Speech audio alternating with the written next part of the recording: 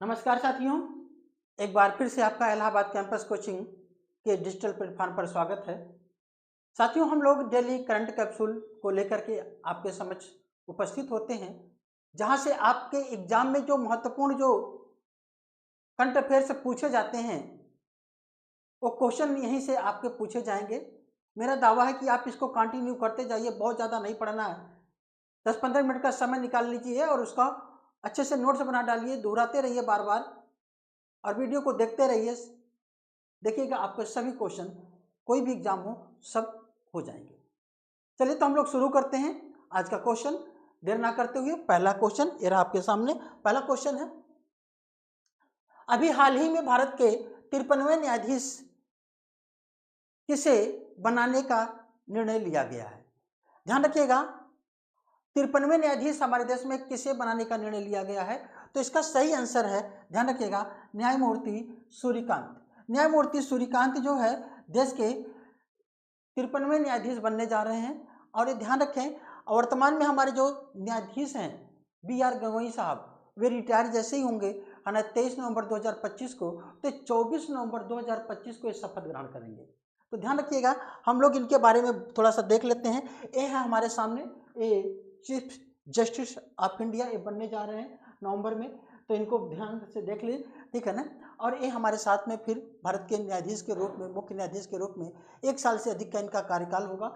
और इनके बारे में अगर हम देखें तो इनका जो है बात कर लें तो इनका जो जन्म हुआ था, ध्यान रखें, इनका जन्म हरियाणा के हिसार जिले में हुआ था और उसी के आसपास इनकी शिक्षा दीक्षा होती है। और इसके बाद ये जो है हरियाणा और पंजाब और हरियाणा उच्च न्यायालय में न्यायाधीश बनाए जाते हैं और फिर कई राज्यों में अपनी सेवाएं देते हैं। और सेवा देने के बाद फिर ये क्या होते हैं, ये वर्तमान में जो है अन्य न्यायाधीशों की तरीके से, ठीक है ना, जो सुप्रीम कोर्ट है, सुप्रीम कोर्ट में अन्य न्यायाधीश हैं। और अब ये क्या बनने जा रहे हैं, जो है मुख्य न्यायाधीश बनने जा रहे हैं, ठीक है ना। इनके बारे में अगर हम बात करें तो 53वें न्यायाधीश होंगे, जैसा कि यहाँ पे पूरा हमने मेंशन कर दिया है। इनका कार्यकाल कब समाप्त होगा? 9 फरवरी 2027 को इनका कार्यकाल समाप्त होगा, इसको ध्यान रखिएगा, ठीक है ना। हालांकि गवई साहब जो है रिटायर होने जा रहे हैं और इनके साथ में चीज़ें और भी जुड़ी हैं। इन्होंने अपने जीवन में बहुत ऐसे जो है देश के लिए निर्णय लिए हैं जो अच्छे निर्णयों में काउंट किए जाते हैं। एक ऐसा ही निर्णय जो इनके ही राज्य क्षेत्र में शामिल होता है, जो है पंजाब और हरियाणा उच्च न्यायालय के अंतर्गत जो है वहाँ पे एक बाबा राम रहीम का जो है आप लोगों ने केस सुना ही होगा। तो उस जजमेंट में भी इन्होंने अपनी महत्वपूर्ण भूमिका निभाई थी। चलिए हम लोग इनके बारे में फिर आगे देखेंगे, जब ये शपथ ग्रहण करेंगे तो इसके बारे में डिटेल में देखेंगे। चलिए आगे देखते हैं। अगला क्वेश्चन ये रहा आपके सामने, देश में राष्ट्रीय एकता दिवस किसके जन्म दिवस के अवसर पर मनाया जाता है? साथियों ध्यान रखिएगा, आज 31 अक्टूबर 2025 है और आज के दिन हम लोग राष्ट्रीय एकता दिवस के रूप में हम लोग सेलिब्रेट करते हैं। राष्ट्रीय एकता दिवस हम लोग किसके जन्म दिवस के अवसर पर मनाते हैं, इस चीज़ को ध्यान रखें। वे कौन व्यक्ति हैं? वे सरदार वल्लभ भाई पटेल हैं। सरदार वल्लभ भाई पटेल के जन्म दिवस के अवसर पर हम लोग राष्ट्रीय एकता दिवस को मनाते हैं। सरदार वल्लभ भाई पटेल ये वही व्यक्ति हैं जिन्हें लौह पुरुष कहा जाता है, जिन्हें जो है जो संविधान सभा में प्रांतीय समिति के अध्यक्ष थे, साथ में रियासत समझौता, ठीक है ना, समिति के भी अध्यक्ष थे। हमारे देश में इतनी रियासतें थी, उनको जोड़ने का काम इन्होंने ही किया था। देश के प्रथम गृह मंत्री होने का इनको गौरव प्राप्त है। इनके ही जन्म दिवस के अवसर पर हम लोग राष्ट्रीय एकता दिवस के रूप में मनाते हैं।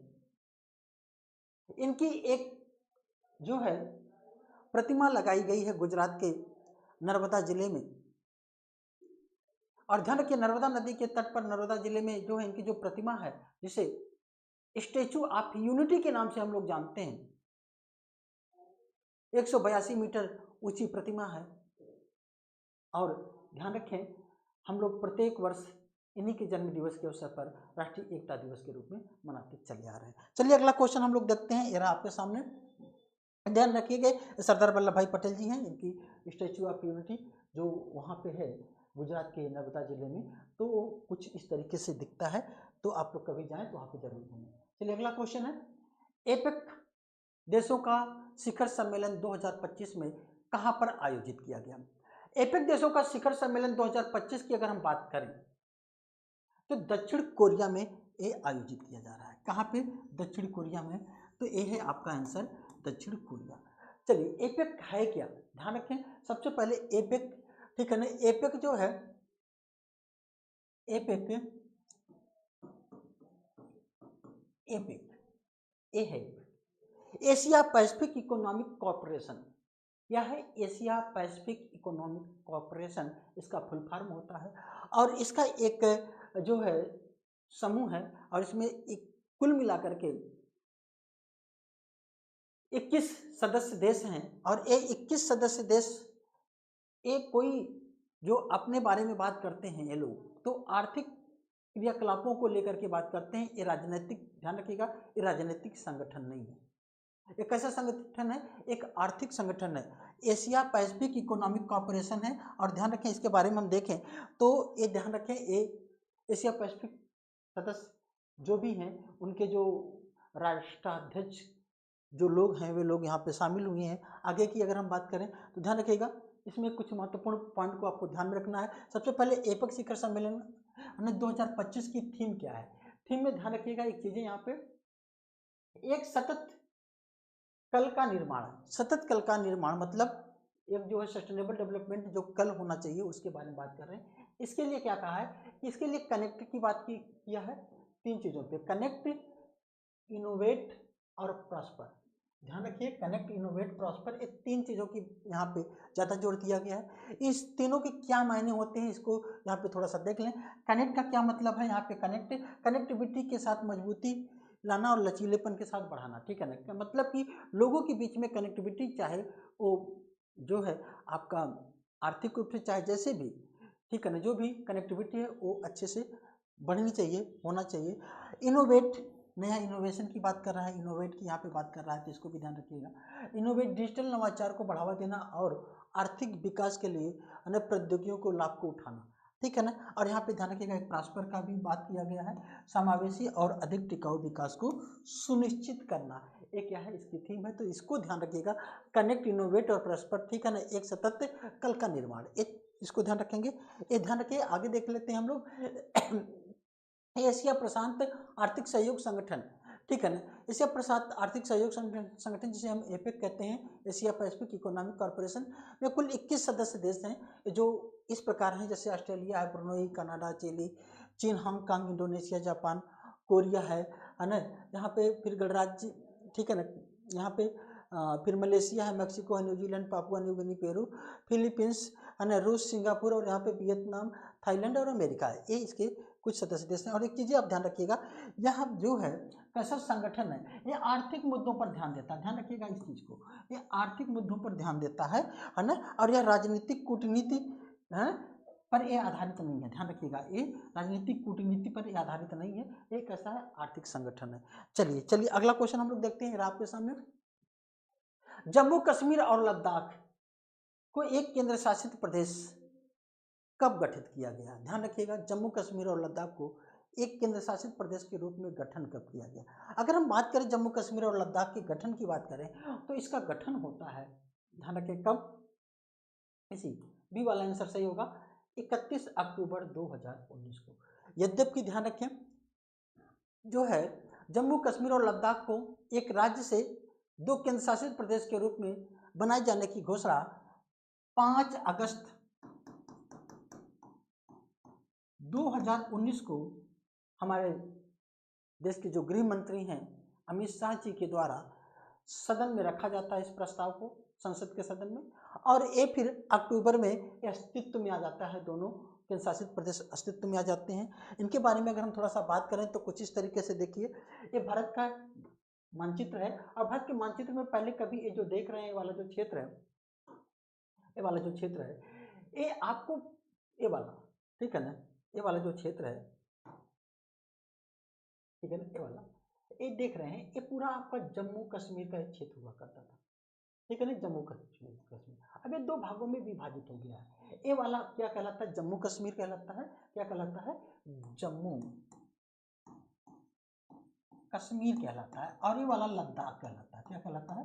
लद्दाख। ध्यान रखिएगा, जो लद्दाख है उसका क्षेत्रफल जम्मू कश्मीर से ज्यादा है, उसका क्षेत्रफल क्या है, जम्मू कश्मीर से ज़्यादा है। जम्मू कश्मीर की अगर हम बात करें तो जम्मू कश्मीर पहले एक विधानसभा थी, जब ये 12वीं विधानसभा के रूप में जब ये कार्य कर रहा था तभी इसको केंद्र शासित प्रदेश बनाए जाने की घोषणा की गई और एक 12वीं विधानसभा भंग हो गई थी। फिर 2024 में, ठीक है ना, 2024 में यहाँ पे फिर विधानसभा का जो है गठन किया गया है और वहाँ पे चुनाव हुए हैं और वहाँ पे जो मुख्यमंत्री समय है अमर अब्दुल्ला साहब यहाँ के क्या है, मुख्यमंत्री हैं। राज्यपाल यहाँ पे मनोज सिन्हा साहब हैं और ऐसे ही यहाँ पे जो आपका केंद्र शासित प्रदेश जो आपका लद्दाख है, लद्दाख भी एक जो है वहाँ पे विधानसभा बनाए जाने के लिए वहाँ पे लोग आंदोलन कर रहे हैं। अभी आप लोगों ने सोनम वांगचुक का नाम सुना होगा, जो इस समय जेल में है, ठीक है ना। यहाँ पे काफ़ी कुछ अभी अशांति वहाँ पे उत्पन्न हो गई थी, ठीक है ना, उसके बारे में हम बात कभी करेंगे फिर, ठीक है ना।